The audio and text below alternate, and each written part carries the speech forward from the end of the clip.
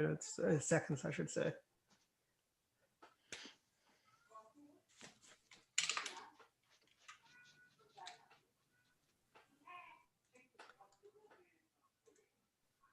Welcome, everybody. It is Friday, and we are back with a post-Thanksgiving Dr. Politics and the Political Architect show. Today, we are joined by the czar of pumpkin spice, the connoisseur of pumpkin spice, along with the media analyst and watchdog and chairman of Accuracy in Academia, Don Irvine. Welcome, Don. Thanks, Dwight. Always glad to be here. Yeah, then we are also joined again by Dr. Chris Stock from the great state of North Carolina, the home of Jesse Helms and Locke Faircloth, and Liddy Dole, and now Senator Tillis and Senator Burr. Welcome, Chris. Thanks for having me, Dwight. The intro stays the same. You know, it's the same Dole and everybody else intro, but I love it. No, I didn't do the lawyer joke this time. You know, that's true. Hey, there's a positive, right? I did not do the lawyer joke this time. I get plenty of those every day. And then we have Jason Trott, vice chairman of the Anne Arundel County Republican Party. Basically, Jason is a master of all trades. That's a good way to describe me. Thank you. Apprentice of none, you know. And then we are joined by the Earl of Baltimore, Gary Collins. Gary Collins has come up the ranks in Maryland politics over the years. And welcome, Dr. Collins. This is your debut episode. Pleasure to be here, Dr. Patel. Thank you. Thank you. And then we have, last but not least, recovering right now, who is socially distanced. And we're glad we're not in the studio today because Jackie Sackstein got the sniffles today, and we do not want to get the common cold from Jackie. Nope. So welcome, Dr. Sackstein. Yay. Happy to be here and not in Florida. All right, we're ready to roll, Dwight? Yeah, we've had a busy week, this week, Don. One, we have the recounts, and I think they're still going on. And I think the biggest shock is how in Georgia, we're finding chunks of votes that were never counted on Election Day.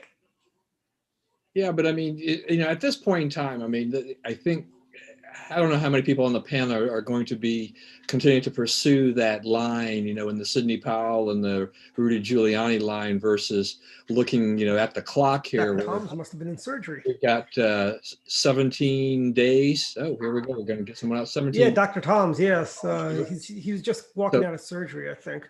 So there's not a lot of time left here for the president to try to overturn this. But he did say, right, that once the Electoral College votes, if they do cast their vote for Biden, that he will concede. Everybody's been waiting for that, at least the media. Yeah, but something, there was no doubt of that, quite frankly.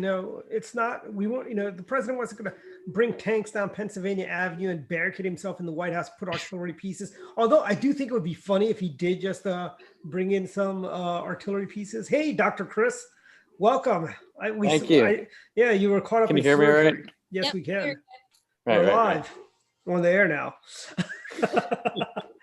We knew you were coming out of surgery, so it takes. And we have to get to work. Mostly. Oh, good.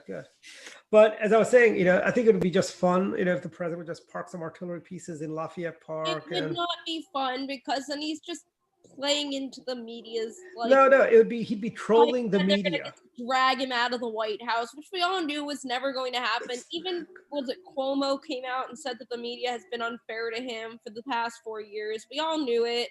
They're never going to admit to it, but that's the case. I mean, especially today, I was watching the news and they're talking about where Trump came out and he was like, "Do not talk to me that way. Do not talk to any president that way." And it's true. I mean, it's just like, they've been so disrespectful to him for the past 4 years, regardless of whether or not you agree with him politically. You're disrespecting the office of the president, and that's not fair no matter who's in office. I mean, and then they go and they lob softball questions at Biden, which again, the other side isn't fair as well. For the next 4 years, we're going to learn nothing about policy from Biden because they're just going to keep asking him what he thinks of the weather every dang day.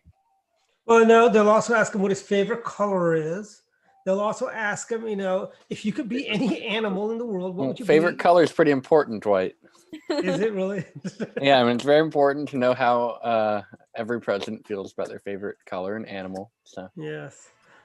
So does that mean this panel debate, are we in agreement that this is going to be a Biden-Harris administration going here for the next 4 years? We have to work that. It'll be a Biden Harris. You mean a Harris Biden administration, right? That's what Harris He's said. the So, yeah. shadow president, right? The Right. transitional president, Don. I guess something like that. He is the seat warmer But I in mean, chief.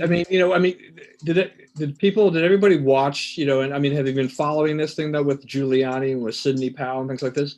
I mean, has that legal team gone too far? I mean, we had this whole thing where that whole press conference initially kind of looked like this massive train wreck to me. And then Sidney Powell looks like she got thrown under the bus by Giuliani and the Trump legal team and things like this. But, I know people, do you guys know people that are, they're firm in their belief. They think this is a stolen election. It's going to be overturned. And they're 1,000% behind the president, in terms of that, there was massive voter fraud and Biden really shouldn't be the president. But, with all these votes being certified and everything like this, how do you turn this over anyway? At this I stage. will, let me tell you, I think one, it was a stolen election. There was a lot of voter fraud, but we're the party of law and order. We respect the rules. We're not going to be crybabies like Al Gore and Joe Lieberman were for years and years and years. I think Al's still crying in his oatmeal. But Dr. Collins looks like he has something to say.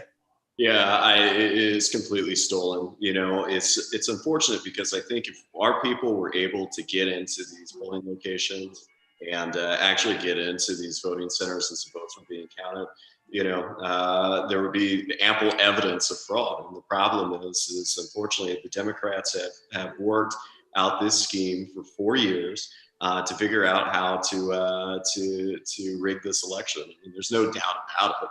I think that even the Democrats see. And that's what's even fascinating here in Baltimore is talking to lifelong Democrats. You're saying, I don't know, this kind of feels a little weird. I think that America is really divided, and this guy, without a question, just divided America even more. It would be interesting to see what comes out of it. I do know Pennsylvania, I believe the courts have stepped in recently, from my understanding, unless it's changed, to stop the certification of the election. I think today they decided that there wasn't enough evidence, and which apparently that's what Trump's legal team wanted because they're trying to push that one up to the U.S. Supreme Court. Exactly. I also want to hear, how's this all playing in North Carolina, outside the Beltway? Well, it depends on what we're asking, right? After finally what it seemed like weeks on end, we got our results in, at least from my understanding. So I think at least that checks the box there. As to how folks feel here, I think it's very similar to what folks maybe in Baltimore and other areas of the country are feeling so far. Most of the base here, from what I understand, has the same similar feelings about the election and the results. They're not very confident in so far what they've seen, even coming from the court system and their rulings. Everyone pretty much has this deeply held belief that this has been a stolen election. Personally, it's hard to kind of see how anything is going to change in the result here, because I think Don said before, I think the clock is really just not on the side of the president right now. And it's going to beg the question as to whether that's going to be enough time to change the result. But I don't foresee it right now. Despite what we've seen in Pennsylvania, I think we saw a small number of votes that popped up in Wisconsin and obviously things in Georgia as well, too. But I think what kind of the common theme is despite, maybe a win for the side of the Trump legal team, as we've seen in the judicial system so far, it hasn't been enough to offset, to make up ground as to how much they actually need to overturn on a literal number here, the overall outcome. I don't foresee that with the clock running against it. I don't think there's going to be anything significant via court ruling that's going to, find a couple, tens of thousands of votes, for instance, that's going to all of a sudden swing things in the direction that the president's legal team wants it to.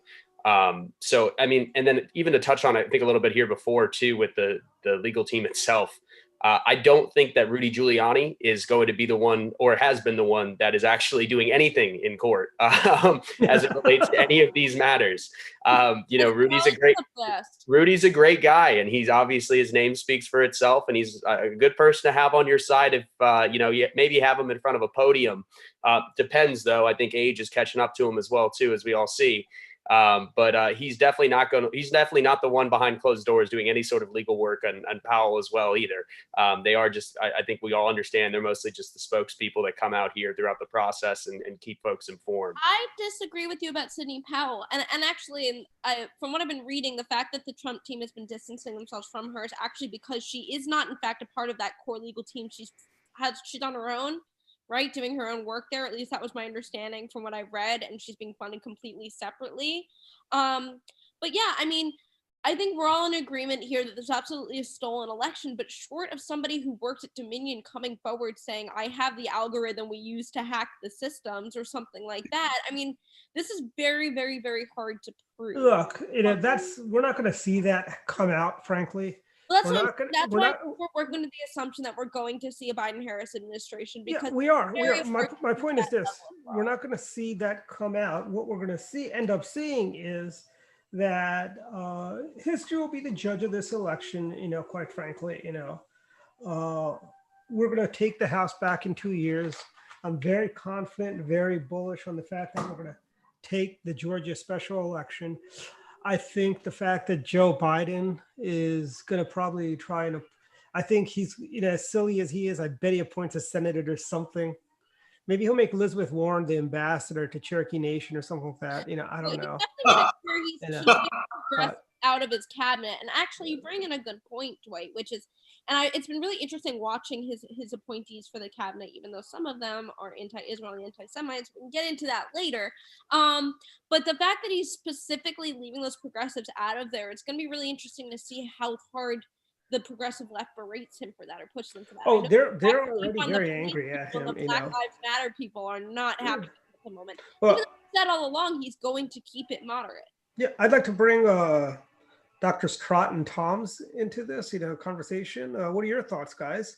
So I was talking to a Black Lives Matter activist earlier today, and he's just like, I'm not a big fan of Biden. Like, this isn't going to go well. But at the same time, he was saying a lot of not nice things about Trump the whole time, which is fine. But he was very actively campaigning against Trump. So I guess he picked his poison, and here he is complaining about Biden, about to pick some people he doesn't like. So it doesn't really matter. Yeah, at the end of the day, it's kind of amusing that they will do that. Jason, what are your thoughts? How are things playing in Annapolis?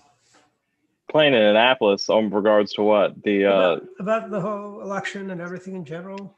I mean, I think one thing that I found interesting, and you've seen it in the Sun and different places online, is that they're trying to.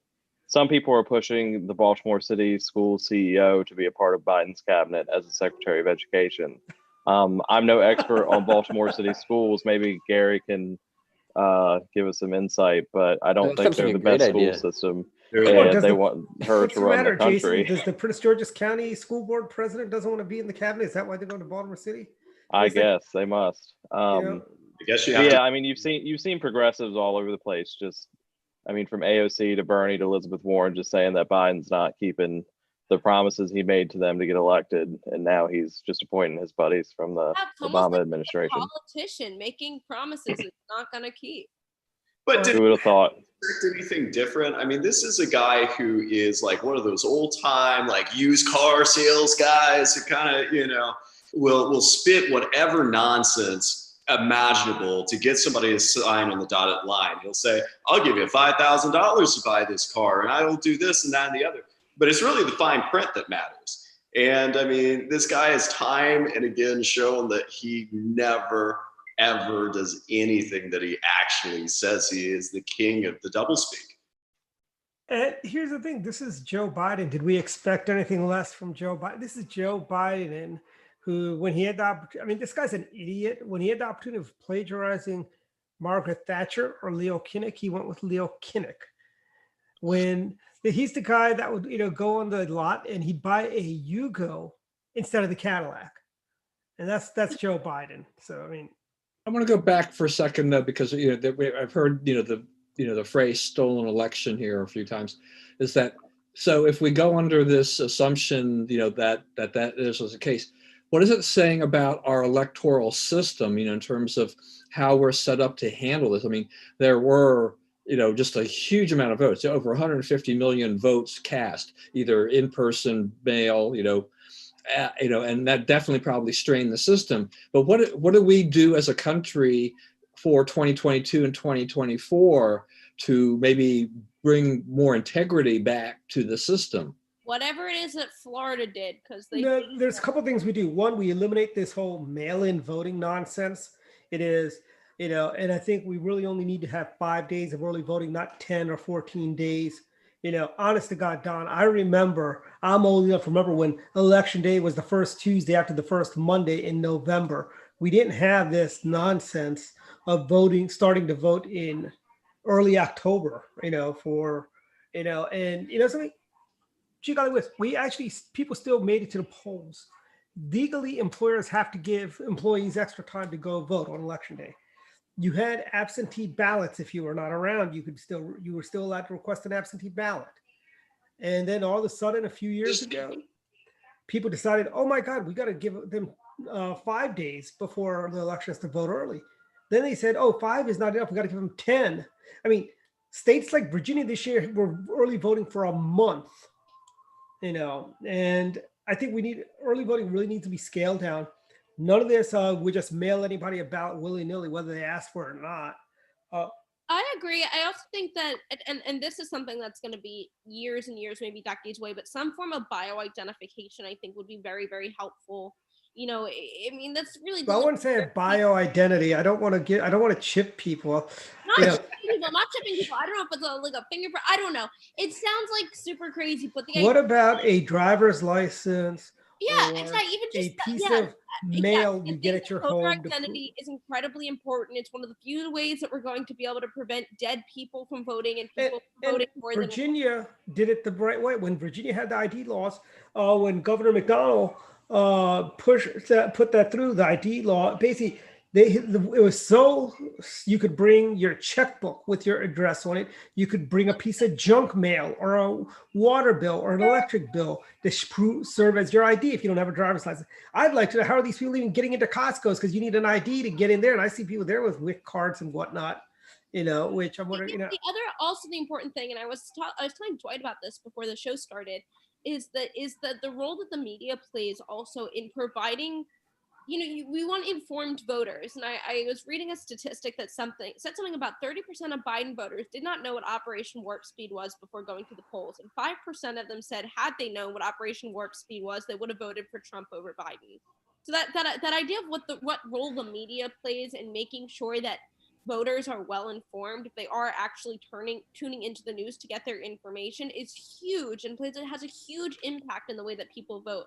And that ties directly into early voting as well. Is a lot of people cast their early votes by mail before the first debate even happened. Not that I think the first debate did anything to sway anybody's opinions on anything in a positive way. Actually, I was on the fence on that one. That's when I decided to vote for President Trump. That first debate, I was on the fence until then, and when I saw the Dwight Tell on the fence about something, that's unheard of. An election, no less. But you make some good points about all of how this process is. I mean, we do have very uneven, processes in terms of what qualifies for mail-in and the early voting periods and stuff like that. Do you think that the surge in voting in general, though, has kind of put some of these elections boards into the situation where they're saying that's why we need more time? I mean, do we need a better system of where the early voting really needs to be tied to some statistical evidence that it's really necessary to have a certain period of time that you're getting? Because I mean, I like the idea of early voting for a few days, just so that no one was showing up to early voting years ago. Well, this year it made a lot of sense for COVID. I've got a suggestion, Don. Let's take, this is just as important as voting, right? Tax day, April 15th.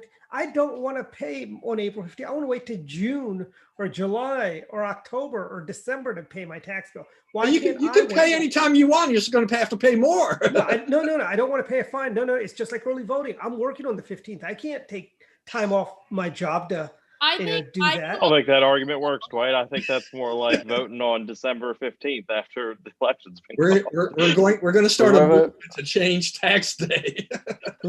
Actually, if we made the election day tax day, a lot of these people would not have jobs.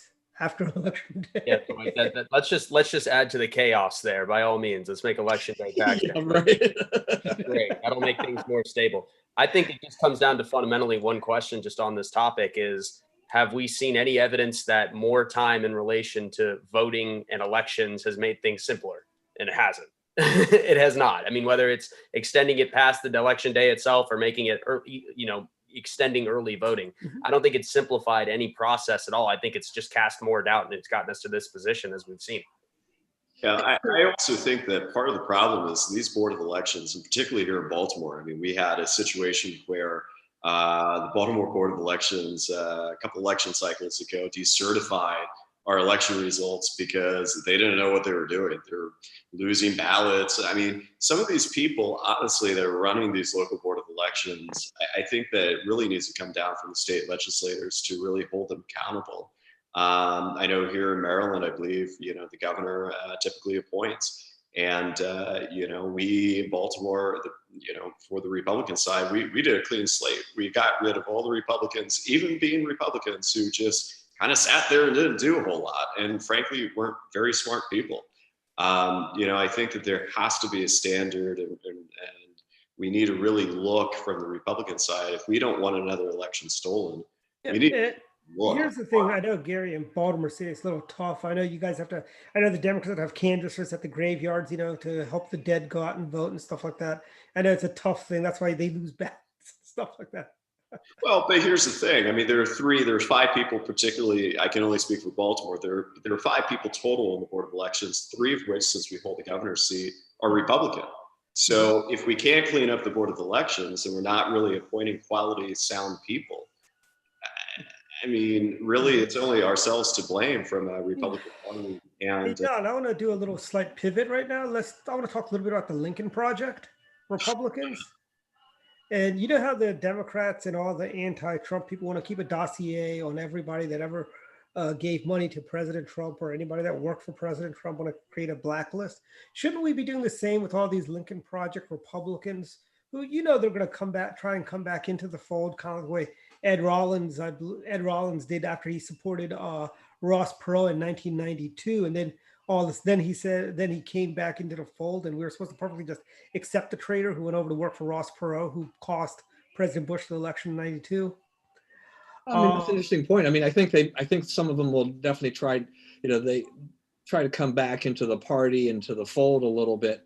But I think some of that. There's a certain lieutenant governor of Maryland. What kind of a who I think will try. President Trump will cast over the party, even if he's not the president. How much involvement will he have? How much influence will he have? We all know he's not going away, Don. He won't be quiet. Hey, Don, what do you think of this? Go quietly. President Trump. He still has his Twitter account, right? Don, what do you think of that? President Trump should be our next RNC chair. That way he can still be there in Washington. Oh my gosh. That would be awesome. He's going to start his own TV station. He's going to try and compete with Fox News, which, again, it seems like Fox News is losing a lot of their base because of the way that they handled the election.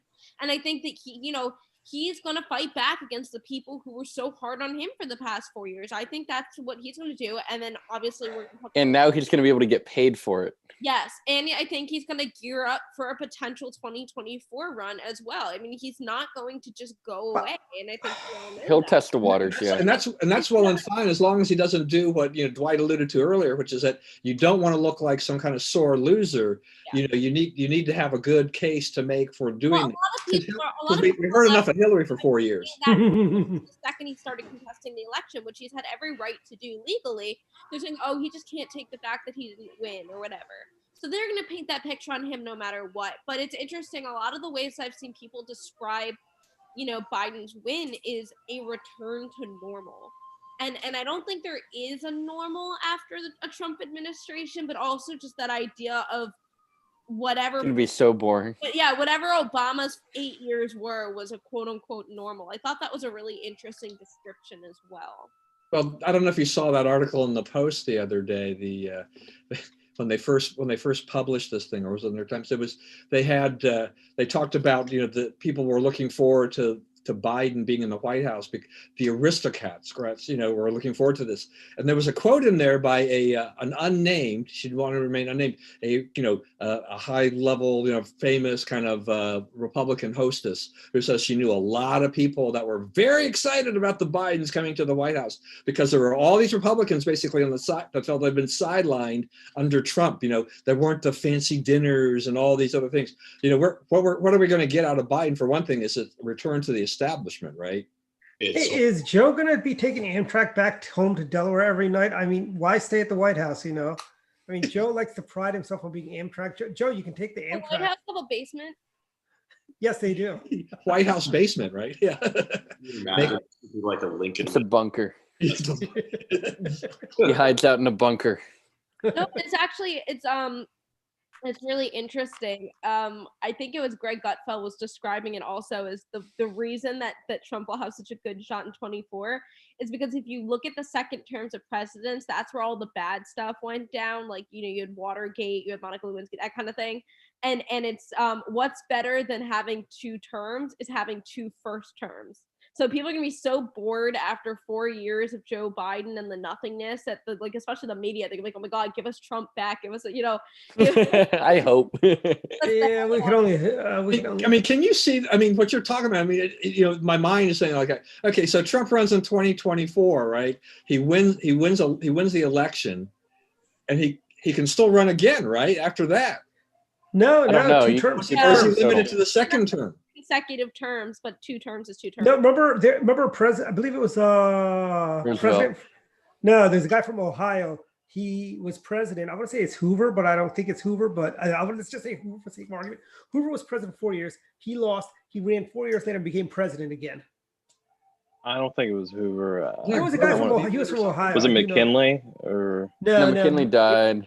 Are you talking about? I think it's Grover Cleveland. I think it's Grover Cleveland. Yes, Cleveland, he's yeah. from Ohio. Very popular guy back in the day. He's from Jersey, though. It Was he from Jersey or Ohio? Jersey. Well, it's because his name is Cleveland. Ah, That's why. Just a resident historian here.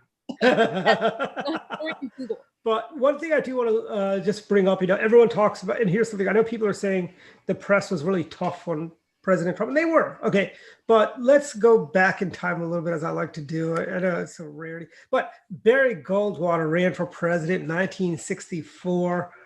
America would have been a much better country if he had won that election in 64 over LBJ. I think based on looking around the table here, it looks like about 2 people on this panel were alive in 1964, maybe? I was not alive in 1964. That leaves only me. I was 5. My brother was 3. My mom. But here's the thing. My point is this: the media crucified Barry Goldwater. They called him mentally unstable. They called him everything in the book. They did the same thing to President Nixon. They did the same thing to President Reagan and President Bush, who they all fawn over now. But I mean, or like what they did. Remember President George W. Bush? They called him a war criminal. They said him and Dick Cheney should be tried for war crimes at The Hague. They said every despicable thing you can think of about President George W. Bush. And now he's lauded as some hero of the media. It's like, and they're going to say this again because, something. President Trump wins in 2024, and let's say Vice President Pence runs in 2028. Pence. Well, actually, so that actually is an interesting question here, though. If Trump runs in 2024, who would he pick as his running mate? Yeah, I don't think it'll be Pence again. I think Pence will run himself in 2024.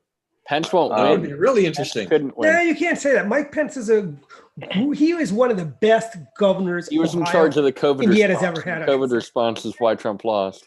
Very charismatic speaker. I thought he did really, really well during his debate against Kamala Harris. I think that he would be a very compelling candidate. I think people will crucify him for the coronavirus response, which he was in charge of. So we have 3 vaccines. I think that goes back to Dwight's point too about how the media treats these things. Is that in terms of how this COVID response went, you know, and at least was reported, which also alludes to things that Jackie was saying before too, in terms of the media and how that, you know, they should be informing people, but they're not, you know, they have a narrative in this election. They had a narrative in this election, which was, we have to get Donald Trump out of office at any cost.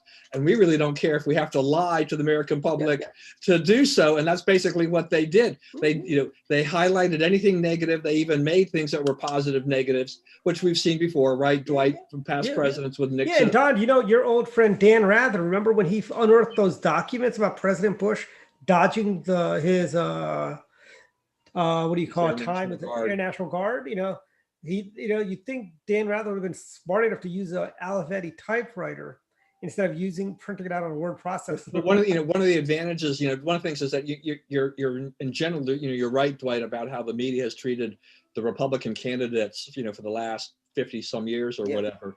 But, you know, with this case, you know, what we have is that it's far worse this time around in terms of how they really coalesced. But they also have social media, and they use, you know, the media loves Twitter.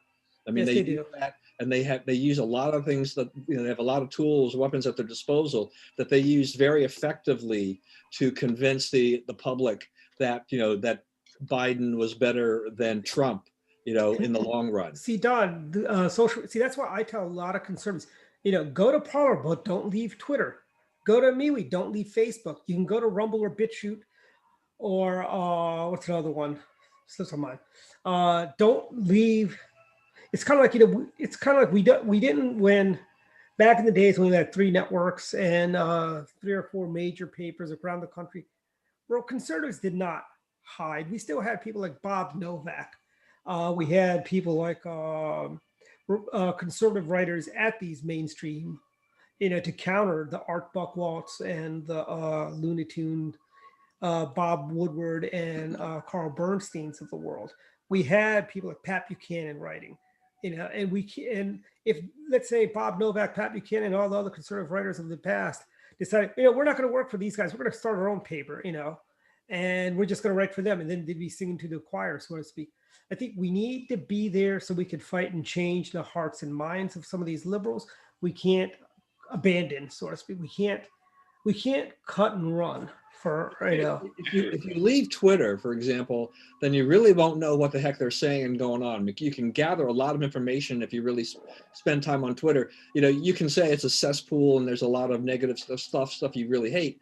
But this is where these people, I mean, AOC and company, they go crazy over there. And it's like you get some very interesting tidbits by watching what they do, because they tend to not control themselves very well. I mean, I read the Washington Post. I mean, I don't like anything they say or have to say, but I still read it because, you know why? Because I want to know what they're thinking. I mean, Chris, I mean, you guys read the liberal Raleigh newspaper, right? Yeah, it's the News and Observer. Good friend. Yeah. And they're fairly. I think you're right. I mean, obviously, if you don't want to be hypocritical, right? I mean, you want to critique the other side for not being open-minded, and you want to critique, you know, them for maybe living in their own little sphere of information. And then you always have to walk that fine line as well too, to make sure that you're seeing the same information that they're seeing, and forming your own opinions off of it and holding them to the same standard as you would maybe more conservative outlets. So I think that's an important thing to do. I mean, we see it with the News and Observer all the time, but then we've got different entities like, you know, the Carolina Journal and other things around here that kind of great paper, by the way.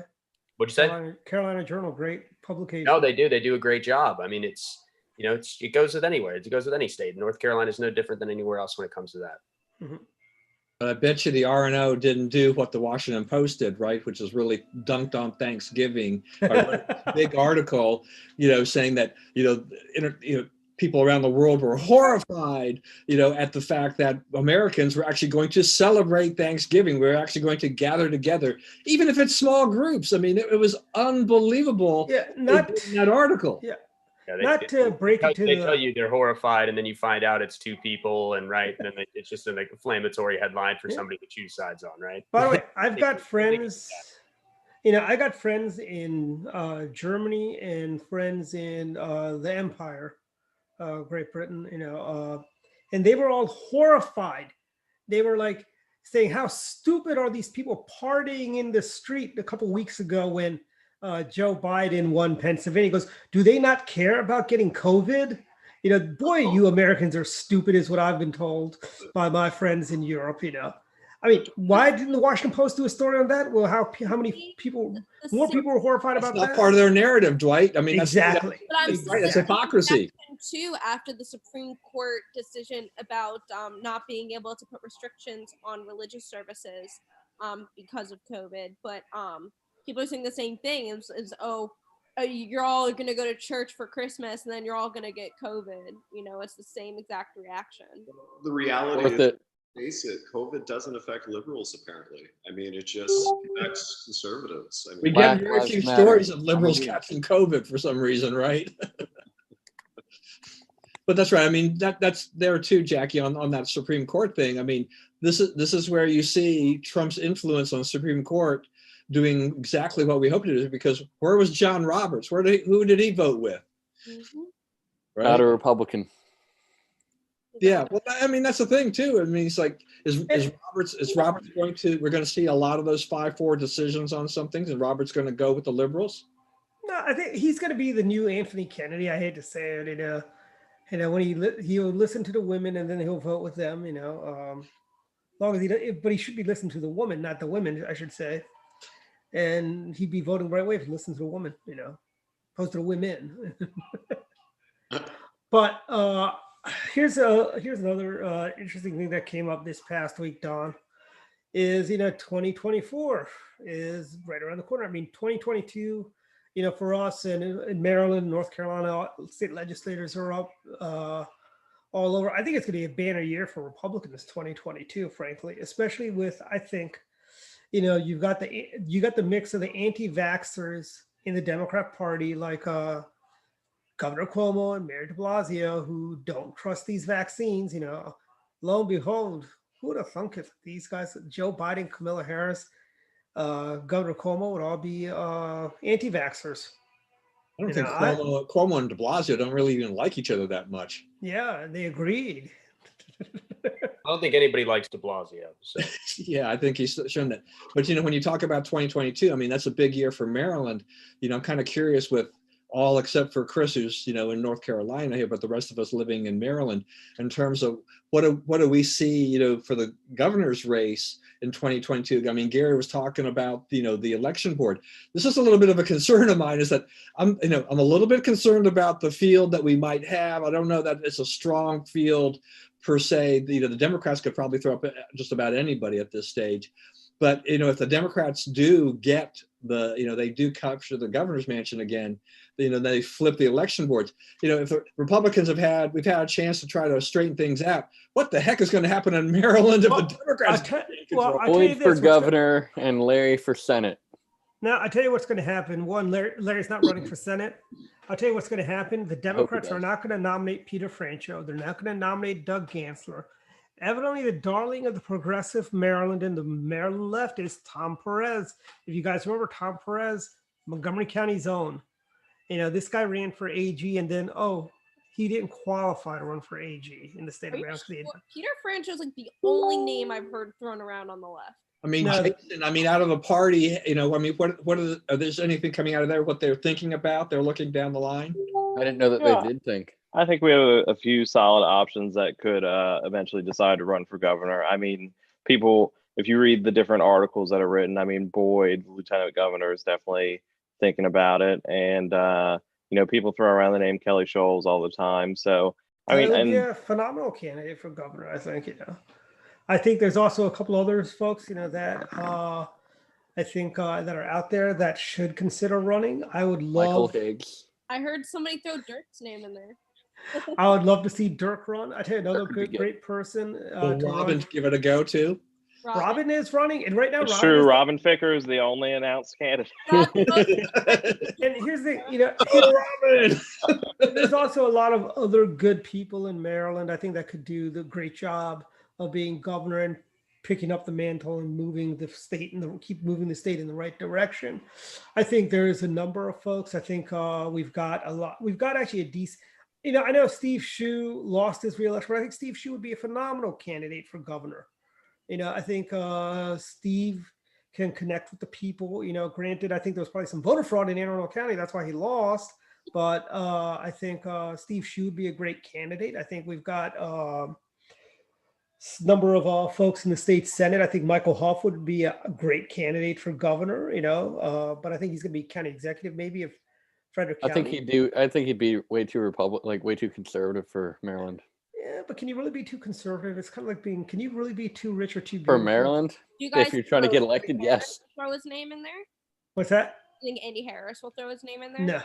No. There was a time when Andy Harris thought about running for governor, and that was back when he was in the state senate, and after when he was running the Republican caucus, I did mention to him, I go, Governor, you should think about running for. I said, Senator, you should think about running for governor after Bob's 2 terms, and he said, I should, because I might think about that. So. I mean, it seems to me that Boyd has maybe the largest, the biggest name recognition throughout the state by serving as lieutenant governor. How important is something like that, though, going forward? To have that name recognition. I think it is, because I think Boyd can beat Tom Perez or any woke Democrat any day of the week. Frankly, he'd have a tougher fight with a Peter Franchot or a Doug Gansler, but the Democrat Party is not going to go in that direction. If you look at some of the things they've done with their new chairman, is to the left of Kathleen Matthews, and she's pretty left herself. I don't think we have to worry about Peter Franchot or Doug Gansler. I think Peter Franchot is just not. He's not. A lot of Democrats don't even like Peter Franchot on the inside. I mean, regular Democrats, regular people might like him, but the higher ups in the Democrat Party think he's a pain in the butt. And then Doug Gansler, I mean, he's been gone. I barely know who Doug Gansler is. So well, he goes to parties out in Rehoboth. He rents out for underage drinking parties. All right, Gary's got something to say. Yeah, I mean, let's talk about Peter Franchot. The reality is the guy who actually made Peter Franchot is no longer on the scene and went down in burning flames. One of my arch enemies, Len Foxwell. And, at the end of the day, I don't really see a Doug Gansler making the conversation actually here in the political circles in Baltimore is actually our wonderful new mayor-elect, Brandon Scott, is considering pulling O'Malley and getting through this, through his election halfway through and trying to run for governor himself, which is horrifying, by the way. Well, Boyd beats him too. I don't see Boyd losing to. I think what Boyd would have to run on is a lot of people. I mean, some of the more conservative people maybe don't agree with this, but a lot of people, and at least nationally, have recognized Larry Hogan for the way that he's handled the pandemic. A lot of people, especially on the left, have really respected, I think, the job that Larry Hogan has done. So Boyd might actually want to run off of that idea of keeping things the way that they are as almost like another Larry Hogan term, kind of like the complete opposite of what we're calling with Joe Biden is like, oh, you're just going to be a third Obama term I'm just going to keep things exactly the way they are now. We like everything that's going on. If you don't want to shake things up too much or risk someone who's too far right or too far left, vote for me. And I think that that's probably what we might see in a Boyd Rutherford campaign, at least from my limited perspective of my couple of years living in Maryland. And Jackie, I think personally, you're completely right. And here's the reality, though. In the Maryland Republican Party, the next few years is going to be the fight of our life. This is not something to take lightly. We're going to need barracudas in this party to fight back, not cede an inch to the Democrats, to grow the base, and to make sure that we are the big tent and the true party of inclusion that we really actually are. And Dawn, to your point, it's about time that our central committees get very serious about taking a true look at our Board of Elections, because otherwise we really have a debacle in our hands. And this is one opportunity in 2022 that I think that we have the ability to maybe have 3 terms in the governor's mansion. Could you imagine for 1 second? That would be incredible, but it is going to be the fight of our lives. And we have to. Moderate Republicans are only shot at that, I think. Well, here I want to bring Chris in because his state just went through. Live in Maryland. Let's get the outside perspective. Yeah, I was. No. Which Chris? This inner Maryland Chris Stock. From because I'm saying your party is kind of going through what we went through back in 2010. I think about this point. You guys lost the governor's race again with a great great candidate who will one day be president. In Dan Forest. I'm sorry. He is a phenomenal. I mean, Don, you heard him speak when we were down there in North Carolina. He is a phenomenal speaker. I think the fact that some of the voters in North Carolina are on crack is the only reason Roy Cooper won again, frankly. But I never heard you talk about anyone so positively other than like Spiro Agnew. So yeah. No, I think yeah, that's his modern day Spiro Agnew. I mean, I think Dwight is he taking bribes to having bridges Dwight built somewhere? Well, he's an architect. Dwight once a week will just message me and be like, "What's Dan Forest up to? What's his next move?" He's just Dan Forest is channeling Spiro Agnew. But Chris, Dan Forest is an architect by profession. I know. Listen, Dwight. I understand it goes beyond politics as to why you like Dan Forest. I know you guys are similar. He's probably the greatest architect since Frank Lloyd Wright. Let Chris talk. I want to hear what his opinion is. Go ahead, Chris. Well, I mean, if we just talking about Dan Forest, I mean, is there another question? But no, basically the question is, what North Carolina GOP? What are your guys' thoughts on moving forward now? I know you guys had a great victory for the Senate. You're not quite like where we were in 2010 when we had one elected Republican in the state. Mm-hmm. But you guys, did you guys win the lieutenant governor or attorney general, or did you guys win those seats? We did really well. I mean, I'll touch on both, but we did really well down the ballot outside of the governor's race. So we won lieutenant governor. We came really close in the attorney general, which was completely actually unheard of if you ask anybody before the election. Really? Yeah, Jim O'Neill was running against Josh Stein, and Josh Stein was a very well-funded candidate. He had a really strong campaign, and everyone was kind of wondering why there was so much money going into that race and why it was looking the way it was looking. And then Jim O'Neill came within like a fraction of a percentage outside of some of these later in ballots that came and kind of made the differential a little wider. And then we won the agricultural race, Department of Public Instruction as well too. So we did do really well down the ballot, as a little bit more than we expected. When looking into especially the next 2 years, I know we mentioned it before about what we kind of think Republicans are going to look like, the congressional level in the Senate and the House. I think that's going to hold true here. I think we're looking at Richard Burr's replacement. I'm not sure as to who's likely going to be tapped. Dan Forest. Maybe we'll see. Listen. To even just touch on Dan Forest real quick.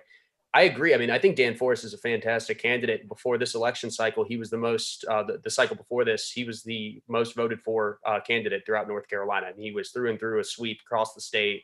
And he got a lot of moderate support as well, too. I think the problem was in this election cycle is that the Forest campaign tried to kind of jump out in front of a lot of what was coming up from Governor Cooper and kind of took like the staunch opposite of almost everything Cooper and his administration were doing. And it kind of backfired because I think really what they were doing, unfortunately, was tapping into the base that they already had. I mean, they were appealing and saying things, in regard to the mask mandates. And it's like, look, you already have those group of people on your side. They really didn't do a great job of reaching out a lot to the more moderate folks within this, situation. I use for the example all the time. It would have been great if they touched on unemployment. I think that would have went across party lines. I mean, you could have literally just pretty much tied in the lack of efficiency and effectiveness of the unemployment system in North Carolina and directly point to the governor as he, obviously has the control over most state agencies. And they didn't do that. And so that's kind of why I think he didn't get as much support outside of, even in some of the more urban counties, but even outside of that, because Cooper did get a significant amount in some of the rural counties as well, too, like Edgecombe County. I think there's a few other ones as well, too, that he did wind up actually winning, which is kind of why that differential was a little bit wider than most kind of expected. But yeah, we'll see. Maybe Forest could be for Burr. I don't know. But we have I think the state party here has a really good feeling about the next 2 years. I mean, we in the state house here grabbed 4 additional seats, which were not expected at all. And we won in Wake and Mecklenburg counties, which is Charlotte and Raleigh, which is huge. How did you guys do in Durham County, by the way? Yeah. And then in the Senate, there was essentially 2 seats that looked like, based on redistricting, were going to be flipped to Democrat. And the Democrats only wound up netting 1. So there's a really good feeling as to going into the next 2 years. And then I think, especially if, when everything's certified with Harris and Biden here, I think we're going to be in a better spot 2 years after that as well, too. Cool. And let's see, we've got Don. What's next on the docket for agenda? I was going to say, I was going to go back a little bit because you mentioned very briefly the Georgia runoff, Yes. and things like this. I just want to throw this out and just get some feeling here from the panel in terms of this is it's a highly contested race. It's extremely obvious. It's a very important race, and it's highly unusual too because we're going to see President Trump as well as Joe Biden, Kamala Harris. We're getting a lot of high profile, high level people coming into Georgia to stump for these candidates. And I'm hoping, I think like the rest of us that we get both of those, but we need to get at least one of those seats, right? I mean, this is the firewall to this liberal radical agenda that could happen. New Yorkifying America. And I've been saying this the entire time. I think the best thing that Joe Biden could hope for is that we maintain the Senate, because now he has like a plausible excuse for not pushing the radical things that he doesn't want to push through. I've been saying that the entire time. And honestly, I think that if the left runs on that idea of, hey, if we win these 2 Senate seats, we can do everything we want to do, blanket. I think that helps Georgians vote further to the right, as I think that already we have a little bit of an edge with it being in Georgia. They don't want the left to have blanket control. I don't think anybody does. I think it's really scary for even moderate Democrats to say, yeah, we're going to give them blanket control to do anything and everything that they want for the next 2 to 4 years. So I think that that's actually going to be a really strong selling point for the Republicans to go out there and say, you don't want to have all the control. But I also need to plug, as the Maryland's national committee woman, if you are of YR, that is 40 or under, and you are interested in knocking doors from December 31st to January 3rd for the Georgia runoff, please contact me, contact Evan Young, contact Maria Sophia. We have the sign-up information for the Young Republican deployment to go and knock doors for the race. We're also going to have a ton of phone banking up. So please get out there and come and help us. It's going to be a good time. Yeah, I mean, both sides are going all out for it. Right? I mean, everybody, they're throwing everything at it, to try to win these seats. But it will be an interesting thing there, Jackie, too, to see whether or not, the message, from one side, Republicans, is that, we need to maintain control of the Senate to kind of stop the agenda. And then, the Democrats are kind of like, we need to gain control of the Senate so we can push forward an agenda, which is really the winning argument here in the long run. Hopefully ours is. And I think, Don, what do you call it? I think one of the things the Democrats also need to worry about is if they overreach, which they will overreach, even though they're going to be the minority in the Senate, they're still going to overreach. That's going to turn off people like Joe Manchin. What if Joe Manchin decides, I don't need this. I could be a committee head if I become a Republican. Well, I mean, Manchin's can be a key player here in terms of this. I mean, he's in a pretty red state.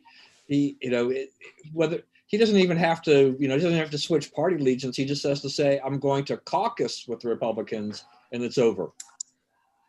Actually, he could do that, and he'd become the most important senator that there is right now. All he has to do is go to Mitch McConnell's office, say, hey, I'm here with you on 90% of everything, and just go for it. Christopher, you were saying something earlier, weren't you? By the way, what has happened to Brian Kemp out there in Georgia? I mean, Mr. I'll round up the illegals myself in my truck, and I take a chainsaw to regulation. It seems like he is not really quite been the conservative leader that he claims to be.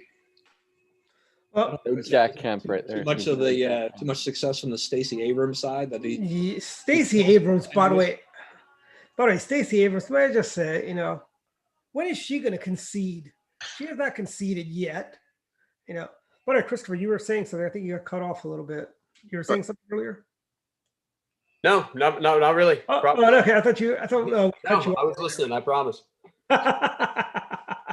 Well, I've talked enough. I don't want to. I think it is.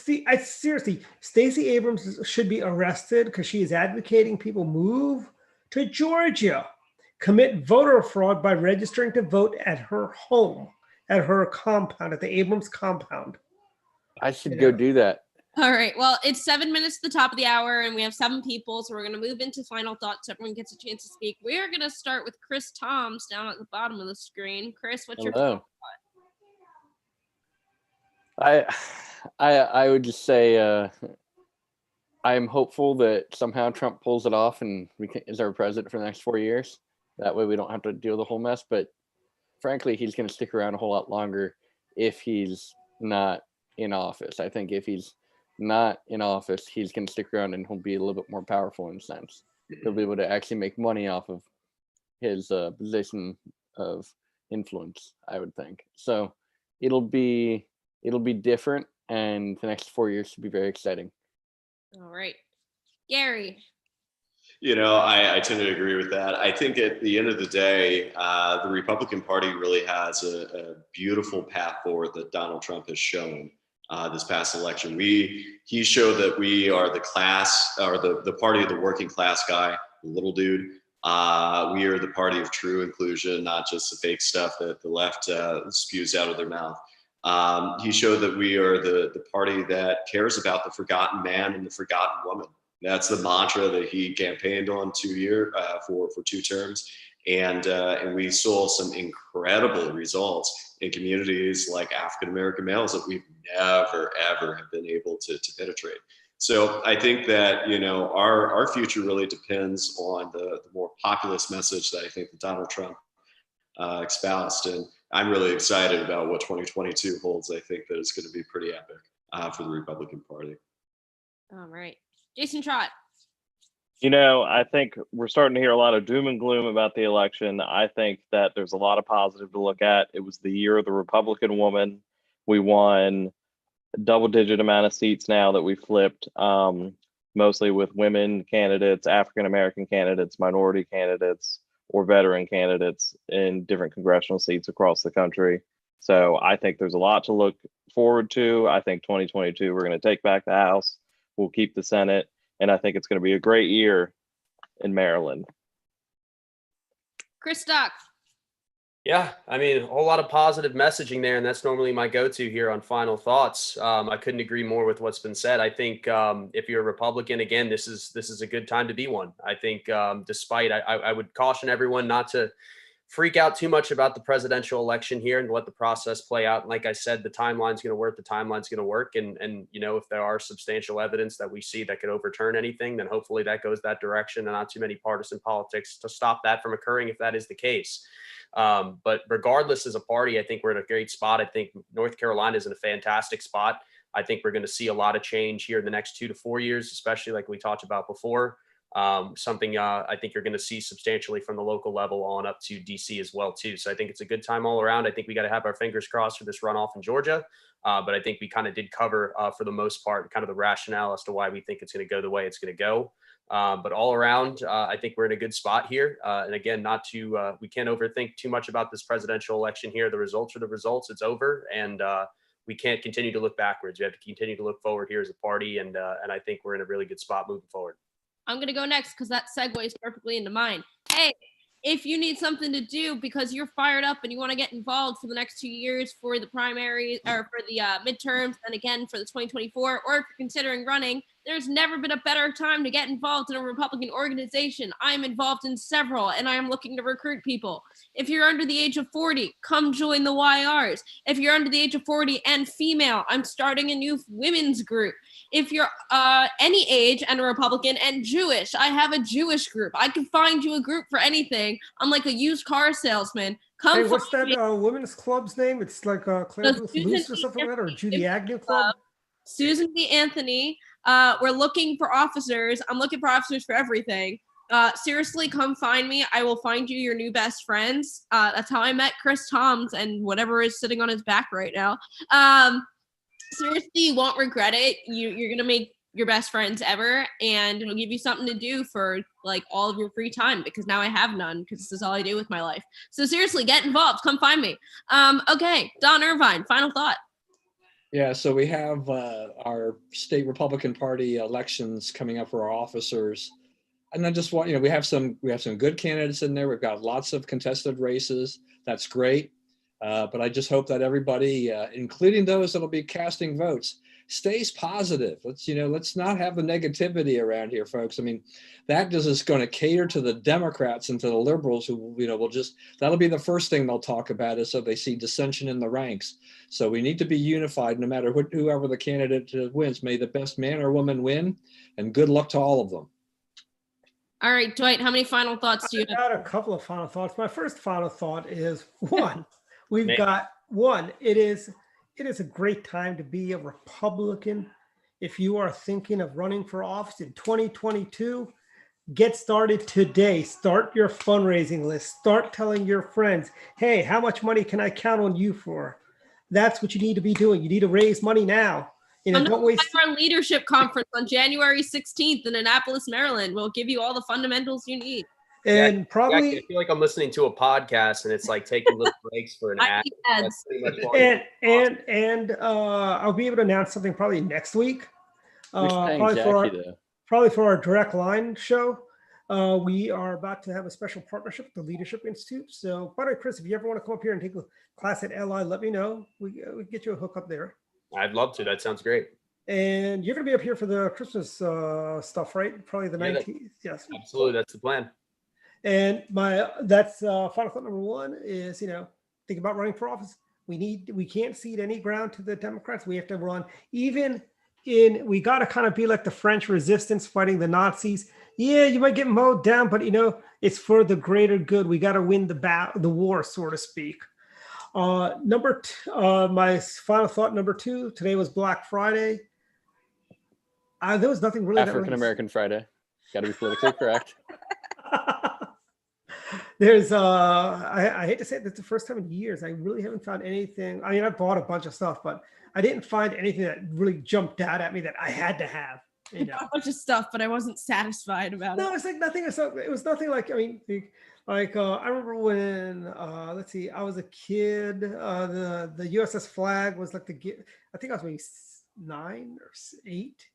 The USS Flag was like the gift to get, and I got that. But I think, support small business. Go to mom and pop shops. They got some great stuff in, Kensington, Maryland. There's a lot of antique shops.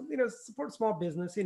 Support small business. Tomorrow's Small Business Saturday. Yes, it is, and that's put on by our friends at American Express card. Don't leave home without it. That was not my ad. Yeah, another ad. Another ad.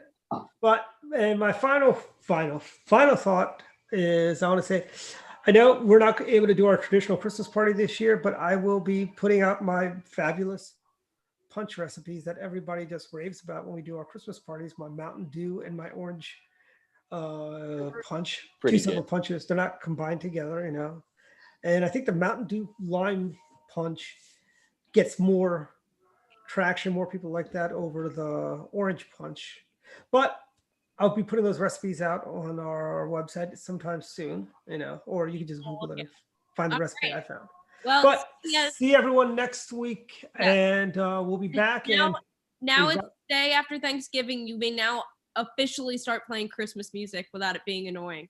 Thank you, everybody. This has been Dr. Politics in the Forest. It's always been annoying.